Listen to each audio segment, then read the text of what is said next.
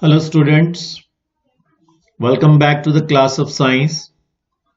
Well students, as you know that in the last session we finished the content part of the chapter The Human Eye, and today we shall start with chapter and exercise and question answers.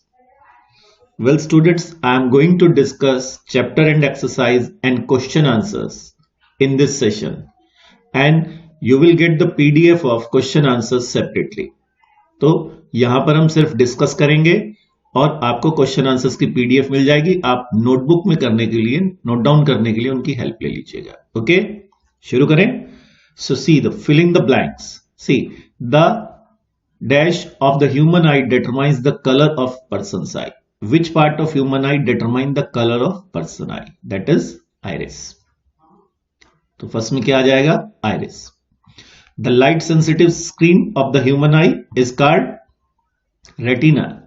Retina ही वो screen है जो light sensitive होती है और यहां पर image बनती है। Is that clear? The cone shaped cells on the retina respond to the colors.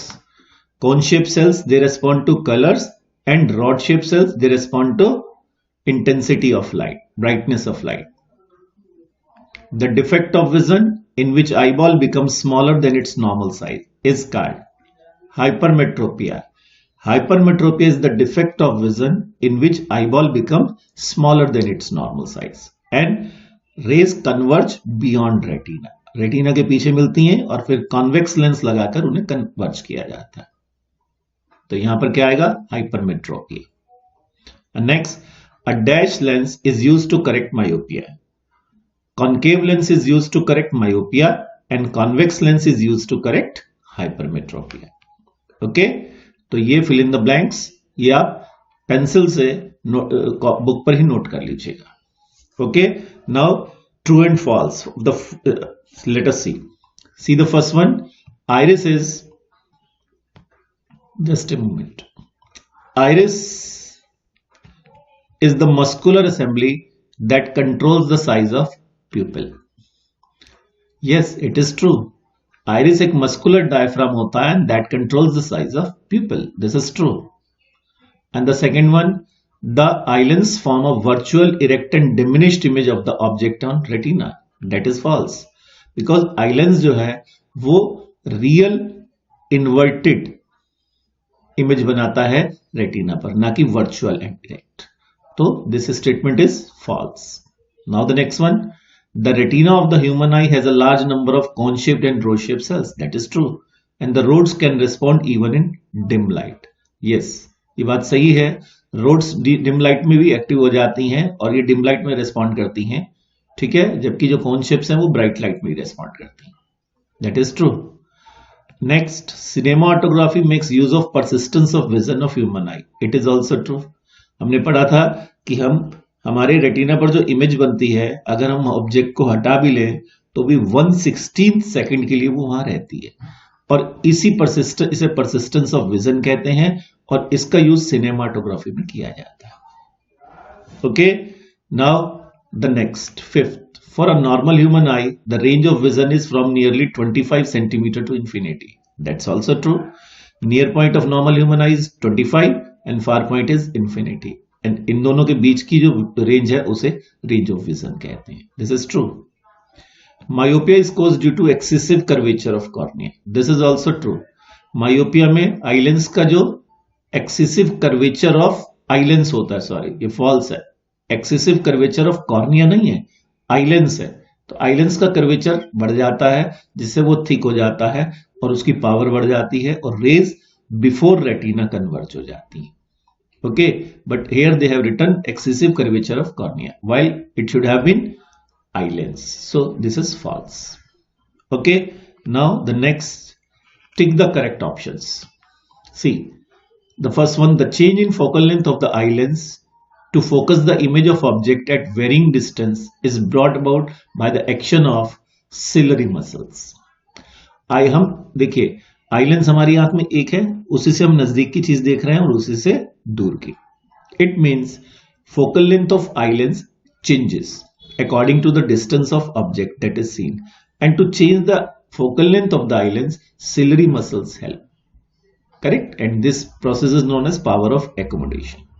तो ciliary muscle is the right answer. The impression of the image formed on retina of the human eye remains there for about, अभी हमने discuss किया, 1/16th of a second. Okay, the human eye can focus objects at different distances by adjusting the focal length of the eye lens. अभी जो हमने कहा, human eye different distances के object को focus कर सकती है, ऐसा by the action of ciliary muscles करती है, और इस प्रोसेस को हम पावर ऑफ एकोमोडेशन कहते हैं. Correct. Now the next one, a near sighted person will face difficulty while reading. Near sighted person, near sighted का मतलब है हाइपरमेट्रोपिया. ठीक है, तो हाइपरमेट्रोपिया में क्या दिक्कत आ रही है कि a book hold in hands, तो बुक जो पकड़ी हुई है उसे पढ़ने में दिक्कत आ रही है, या text message on the mobile phone, a street sign board और email on the computer screen. तो इसमें जो बुक है बेसिकली उसे पढ़ने में, हालांकि 25 सेंटीमीटर नॉर्मल नियर पॉइंट होता है, तो उसमें डिफिकल्टी आती है. अगर हम उसे दूर करते हैं तो दिक्कत नहीं आती. तो नियर पॉइंट जो है नियर साइटेड पर्सन का, वो 25 सेंटीमीटर से दूर शिफ्ट हो जाता है. तो यहां पर रीडिंग में a book held in hands आएगा. Okay, now the next one, the defect of human eye in which the eye lens of the person gets progressively cloudy result in blurred vision. आपको याद होगा cloudy जो था eye lens वो cataract में हो जाता था. करेक्ट. और सर्जरी से इसे ठीक किया जाता है. इसे मोतिया भी कहते हैं, मोतियाबिंद. और एक मोती जैसा एक ओपेक ऑब्जेक्ट जो है वो आई लेंस के आगे आ जाता है और आई लेंस क्लाउडी हो जाता है और देखने में दिक्कत आती है. तो right answer is cataract. Fine. Now, और सिक्स्थ है इसका, the Braille system for visually challenge person is a. Braille system कैसा है? विजुअल एड है क्या, देखने से होता है, ऑडिटरी है, इलेक्ट्रॉनिक है, या टेक्चुअल है? बताइए, ये क्या है इनमें? ऑडिटरी तो है नहीं, ये फील किया जाता है सेंसेस से, तो टेक्चुअल एड है. ओके, तो now the next one, answer the following questions. अब क्वेश्चन आंसर्स पे आ रहे हैं. मैं यहां पर क्वेश्चन आंसर्स आपके साथ डिस्कस कर रहा हूं वन बाय वन, बट आपको हो सकता है डिस्कशन के बावजूद नोटबुक में नोट डाउन करने में दिक्कत हो, तो मैं इनकी पीडीएफ भी आपके साथ शेयर करूंगा और आप वहां से उसे कॉपी कर सकते हैं. Okay, now see the first question. Name the part of the human eye which acts as a protective layer for the eye. Eye में जो प्रोटेक्टिव लेयर का काम करता है वो कॉर्निया करता है, तो आप आंसर में सिर्फ कॉर्निया लिख सकते हैं. The प्यूपिल appears black, why? आपको याद होगा मैंने कहा था कि प्यूपिल ब्लैक इसलिए अपीयर होता है क्योंकि प्यूपिल में जो लाइट एंटर कर जाती है वो रिफ्लेक्ट होकर नहीं आती, और जब कोई भी लाइट रिफ्लेक्ट नहीं होती जिस जगह से, वो जगह कैसी नजर आती है? ब्लैक. तो इसका आंसर क्या बनेगा? The pupil appear black as no light is reflected from it. Okay, now the next one, difference between rod shape cells and cone shape cells. ये आप पढ़ चुके हैं. रोड शेप सेल्स जो हैं ये अमाउंट ऑफ लाइट एनर्जी को respond करती है, जबकि कॉन शेप के सेल्स ये कलर्स को रिस्पॉन्ड करती है. करेक्ट. और उसके अलावा रोड शेप सेल्स जो है ये डिम कंडीशन में हमें देखने में हेल्प करती है, क्योंकि डिम कंडीशन में रोड शेप सेल्स एक्टिव हो जाती है, जबकि कॉन शेप सेल्स जो है ये हमें कलर विजन्स में हेल्प करती है, कलर्स आइडेंटिफाई करने में हेल्प करती है. करेक्ट. और road shape sales dim light में एक्टिवेट हो जाती हैं, जबकि कोन शेप सेल्स जो हैं ये सिर्फ ब्राइट लाइट में एक्टिव होती हैं. इसलिए कलर्स को हम आइडेंटिफाई ब्राइट लाइट में ही कर पाते हैं, डिम लाइट में नहीं. ओके, तो इनके डिफरेंसेस हैं 3, ये आप नोट कर लीजिएगा और आपको पीडीएफ मिल जाएगी, उसमें से कॉपी कर लीजिएगा. Now the near point and far point of human आई, ये आपको पता होना चाहिए. मैं आपके साथ डिस्कस कर चुका हूं कि नियर पॉइंट वो मिनिमम डिस्टेंस है जहां पर एक आई क्लियरली देख सकती है बिना स्ट्रेन के, और नॉर्मल ह्यूमन आई के लिए 25 सेंटीमीटर होता है. और फार पॉइंट वो मैक्सिमम डिस्टेंस है आई से जहां तक का क्लियर देखा जा सकता है without strain, and for a normal human I it is infinity. Okay, तो ये डिफरेंस भी आप वहां देख के नोट कर लीजिएगा. Now next is myopia and hypermetropia में डिफरेंस बताना. मायोपिया ये वो डिफेक्ट ऑफ विजन है in which a person can not see distant objects clearly but can see near by objects clearly and comfortably, जो कि आप लोगों की एज में होता है. What do you feel? आप क्लास में क्या कहते हैं? Sir, we are not comfortable to see what is written on the black board from the last bench, so please allow us to sit in front. तो यही problem आती है। ऐसा तो कोई बच्चा नहीं कहता कि मुझे पहली बेंच से नजर नहीं आ रहा, पीछे बैठने दीजिए। तो मायोपिया आप लोगों की एज में जो आई डिफेक्ट होता है वो जनरली मायोपिया होता है। इसमें क्या होता है, person is not able to see far away objects clearly, ठीक है, जबकि नियर बाय ऑब्जेक्ट्स वो आसानी से देख सकता है। लेकिन hypermetropia which usually occurs after the age of 40, person is not comfortable to see near by objects while he is comfortable to see far away objects clearly। Newspaper में reading हो रही है लेकिन नहीं पढ़ा जा रहा है, 25 सेंटीमीटर पे दूर रख के पढ़ रहे हैं। घर पे हो सकता है कोई बड़े बुजुर्ग आपके ऐसे हों, when they keep the newspaper away from 25 centimeter from their eye, then they are comfortable in reading, लेकिन नजदीक में नहीं होता। This is hypermetropia। Fine। Now textual aids and auditory aids. आपको पता है विजुअली चैलेंज पर्संस के लिए ये दोनों तरह की एड्स होती है। टेक्चुअल एड्स जो है ये नॉन ऑप्टिकल्स एड्स है, ये सिर्फ सेंस ऑफ टच से, जैसे टचिंग से, जैसे ब्रेली सिस्टम में डॉट्स को टच करके पता लगाया जाता है क्या लिखा हुआ है, तो ये टेक्चुअल एड्स है। और ऑडिटरी में जो है ये नॉन ऑप्टिकल एड्स हैं जो सेंस ऑफ हियरिंग से हेल्प करती है।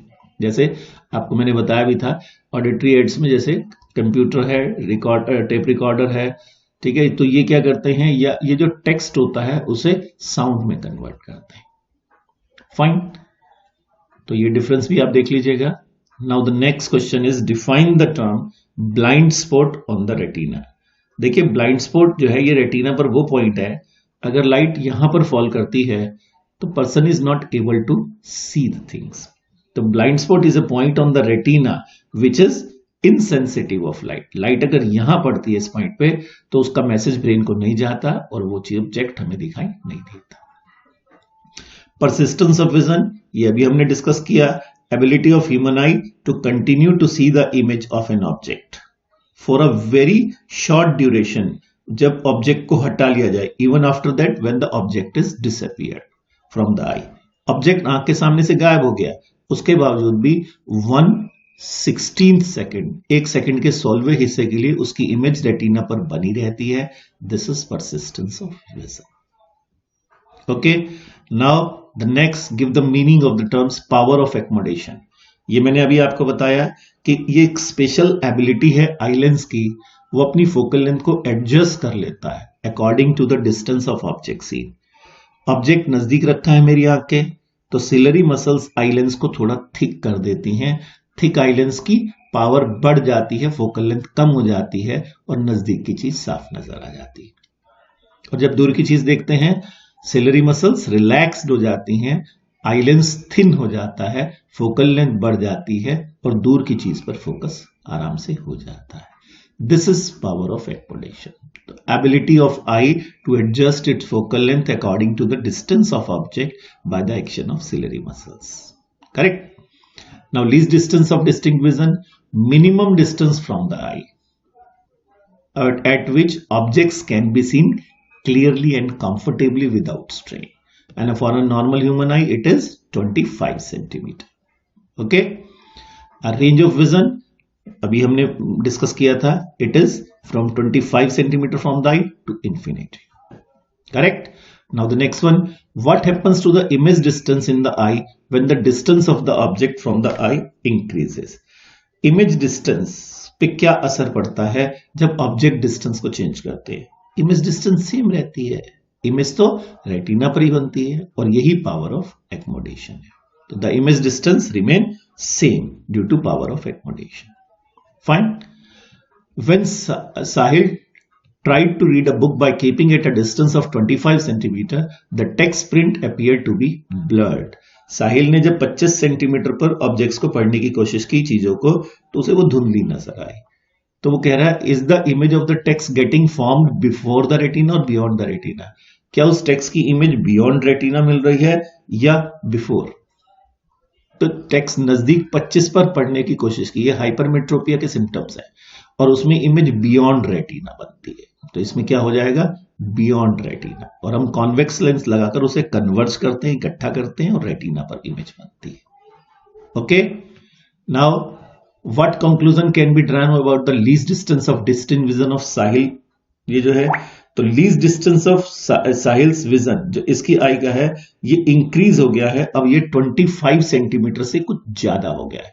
He is not able to read comfortably at 25 centimetre, तो उसका नियर पॉइंट 25 से एक्सीड कर गया है, मे बी 30, 35, 40 सेंटीमीटर, तो वहां से लेकर इंफिनिटी तक हो गया। ठीक है ना, तो क्या आंसर होगा इसका? The least distance of distinct vision of Sahil has been increased and become more than 25 centimetre. Okay, next one, a person with myopic eye can not see objects beyond 1.2 metre distinctly.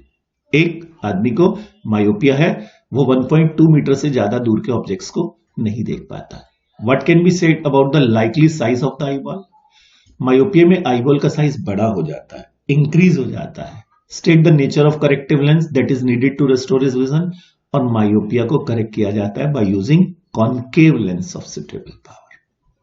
तो I hope आपकी समझ आ गया होगा, और now you will be able to write down the answer. Fine, now the next, answer the following question. Draw a labeled sketch of human eye. Explain the functions of following parts of human eye. आपको आई का diagram जो आपकी book में है वो बनाना है, correct, और इनके फंक्शंस बताने हैं। मैं डिस्कस कर रहा हूं आपके साथ। जैसे सबसे पहले है कॉर्निया, तो कॉर्निया का क्या फंक्शन होता है बताइए, कुछ समझ आ रहा है? कॉर्निया ये प्रोटेक्टिव लेयर का काम करता है। कॉर्निया क्या करता है? It acts as a protective layer for human eye, correct. Iris एक मस्कुलर डायफ्राम है जो प्यूपिल के साइज को कंट्रोल करता है। प्यूपिल ये according to the intensity of light, हमारी आंख में कितनी लाइट आ रही है ये उस हिसाब से अपने आप को एडजस्ट करता है। ठीक है, it regulates its size according to the intensity of light. ज्यादा तेज लाइट में ये कॉन्ट्रैक्ट हो जाता है ताकि कम लाइट आंख में जा सके और रेटिना या आई डैमेज ना हो सके, और कम लाइट में ये एनलार्ज हो जाता है, बड़ा हो जाता है ताकि ज्यादा अमाउंट लाइट का आंखों में जा सके और ऑब्जेक्ट्स विजिबल हो सके, करेक्ट। आइलेंस ये जो लाइट पड़ती है उसे कन्वर्ज करता है, इकट्ठा करता है रेटिना पर। सिलरी मसल्स ये आइलेंस की फोकल लेंथ को चेंज करने में हेल्प करती है। रेटिना ये लाइट सेंसिटिव स्क्रीन है, जब लाइट इस पर पड़ती है तो ये इलेक्ट्रिक सिग्नल प्रोड्यूस करता है जो ब्रेन को जाते हैं और हम ऑब्जेक्ट्स को देख पाते हैं। ऑप्टिक नर्व्स ये जो इलेक्ट्रिक सिग्नल्स प्रोड्यूस होते हैं रेटिना पे, optic nerves carry these signals to the brain, correct, and then brain interprets the things and we are able to see the things. Fine, आपको इन सब के आंसर्स मिल जाएंगे, लेकिन मैंने आपसे डिस्कस किए हैं so that the things may be more clear to you. Okay, now explain how we perceive objects as they are. ये भी आपको पता होना चाहिए कि रेटिना एक लाइट सेंसिटिव स्क्रीन है और उस लाइट सेंसिटिव स्क्रीन पर जो इमेज बनती है वो रियल एंड इन्वर्टेड बनती है, यानी इन्वर्टेड उल्टी बनती है, लेकिन हम तो ऑब्जेक्ट्स को सीधे देख रहे हैं। इसकी वजह यह है कि रेटिना जो इलेक्ट्रिक जो सिग्नल प्रोड्यूस करता है वो ऑप्टिक नर्व्स के थ्रू ब्रेन को जाते हैं। ब्रेन जब उन्हें इंटरप्रेट करता है तो वो ऑब्जेक्ट्स को ऐसा ही प्रिसीव करता है जैसा वो है। तो जो इमेज रेटिना पर बन रही है वो नहीं मायने रखती, जैसा ब्रेन चीजों को इंटरप्रेट कर रहा है हम वैसा चीजों को देख पाते हैं। और ब्रेन ऑब्जेक्ट्स को कैसा प्रिसीव करता है? इरेक्ट, वर्चुअल एंड इरेक्ट, इसलिए ऑब्जेक्ट जैसे हैं हमें वैसे नजर आते हैं।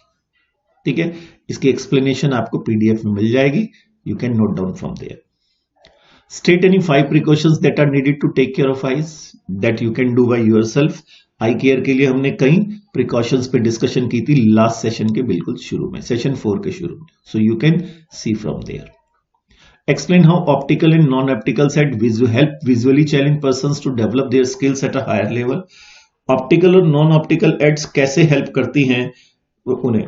ऑप्टिकल एड्स में जो है, इसमें जो क्या आ सकती हैं ऑप्टिकल एड्स में, हमने पढ़ा था टेलीस्कोपिक एड्स है, क्या सुटेबल लेंस कॉम्बिनेशन है जो विजुअल लिमिटेशंस में हेल्प करते हैं। ठीक है ना, तो ऑप्टिकल एड्स में तो टेलीस्कोपिक एड्स और लेंस कॉम्बिनेशन एड्स ये आती हैं। नॉन ऑप्टिकल में आपको याद आ रहा होगा, नॉन ऑप्टिकल में टेक्चुअल एड्स हो गई और दूसरा ऑडिटरी एड्स हो गई, जिसको हम लास्ट सेशन में डिस्कस कर चुके हैं, तो ये वहां लिखी जाएगी। Okay, now next is what is Braille system.